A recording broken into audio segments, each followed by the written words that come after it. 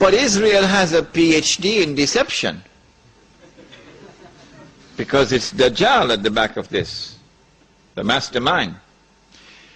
And Israel would not want to wage a big war and appear to the world naked, clearly, as an aggressor. No, that's not deception. Israel has to wage her big war and make it appear as though she was only defending herself. The only Muslim I know of who has had the capacity to be able to penetrate the deception that has been going on all these years, the only one I know of, was a man who never went to Al-Azhar University. Now, he wasn't the Sheikh. His name was Malcolm X. He's the only man I know of who had that eyes wish to see and could clearly recognize the strategy and the deception. Read Malcolm X. How is Israel going to launch this big war and yet get away from being perceived by the whole of humanity as the aggressor, blatant aggression? You have to come with a good strategy. The strategy is this. Ariel Sharon goes into Masjid al-Aqsa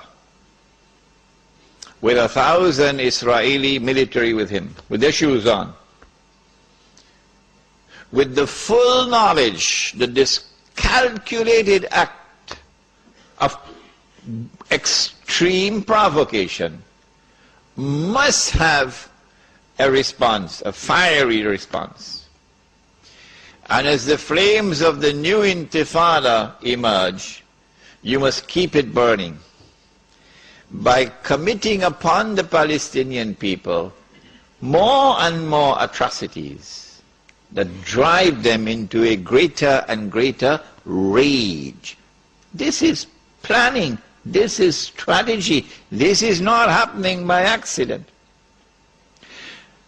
As Israel unleashes this barbaric oppression upon the Palestinian people,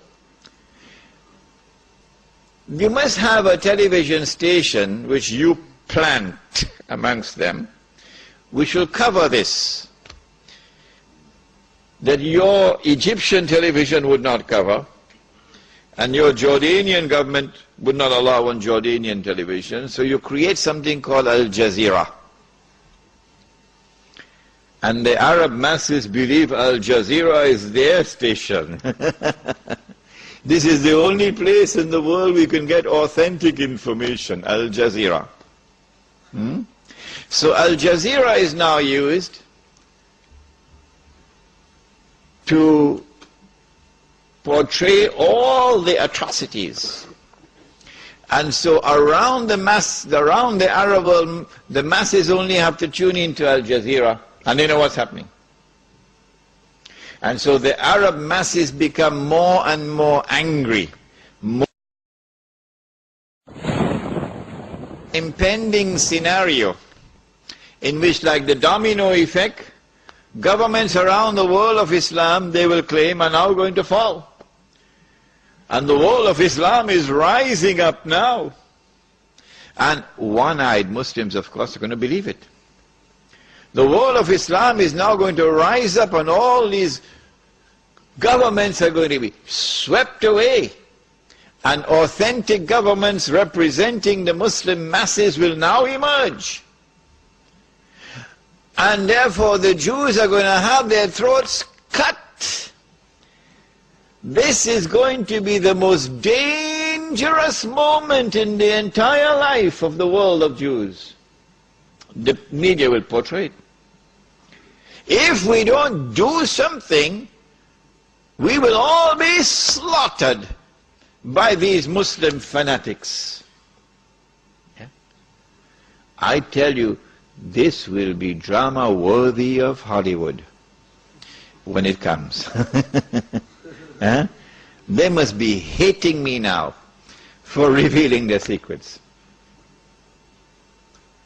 It is in this scenario that Israel will say, we have to do something. If we just sit here and do nothing, the state of Israel will be destroyed and the Jews will all be slaughtered. What can we do? They call it a preemptive strike. A preemptive strike. But it won't be a preemptive strike. It will be the most dazzling display of the magnificent application of state-of-the-art military technology that will leave even Uncle Sam in the backyard. A war like Uncle Sam has never seen and could never wage. That is what Israel is going to wage. Do they have the technology? I believe they have technology that even Uncle Sam doesn't have. It will be a lightning strike. Israel has to put on this magnificent display of military power and state-of-the-art technology beyond anything else that the world has ever known, in order for Israel to impress upon mankind the validity of its credentials that is now going to become the new ruling state in the world. Before Fahad could even blink, the Israelis have taken over the Saudi oil fields and the Iraqi and the Kuwaiti oil fields. The United States, of course, will make some noise, and Britain will make some noise, but will they send troops? No, of course not. The United Nations Security Council is now going to be used by the rest of the world, particularly Uncle Europe, and Uncle Japan, and the rest of the world. They will take the United Nations and seek to use the United Nations now to do something about this. Collective action to force Israel to withdraw. Because if Israel does not withdraw, Europe is going to be choked, and Japan is going to be choked. And as the United Nations is now being used for the first time in its history, an attempt is being made to use the United Nations